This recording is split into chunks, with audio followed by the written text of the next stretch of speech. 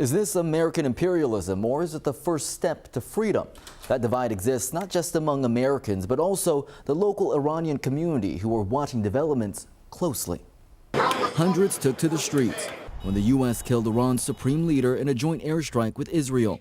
The development in Iran worsening America's already deep political divide. Has any country ever benefited from a U.S.-backed regime change? In Bellevue, police are investigating a gun brandished towards demonstrators celebrating the news.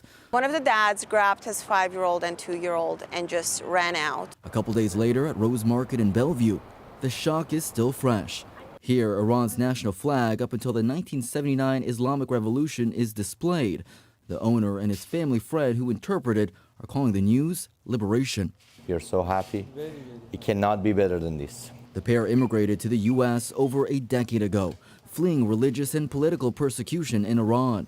There is some video, you can find it even online, it's me jumping up and down with megaphone and telling people he's gone, he's gone. There's no single consensus among Iranian Americans. University of Washington professor of Iranian Studies, Arya Fani, says he's worried about his family in Iran. I'm going crazy. Now, as President Trump sends more troops to the Middle East and says airstrikes in Iran could last weeks, critics argue a wider war and a rising death toll are imminent. I think the U.S. loves when brown people dance on the street, having been liberated by its military power. We saw this on the streets of Baghdad when Saddam Hussein fell. And then what we didn't know was 1 million people were going to lose their lives. But for the owners of Rose Market, this is not the war, this is the rescue mission. The news is something to celebrate.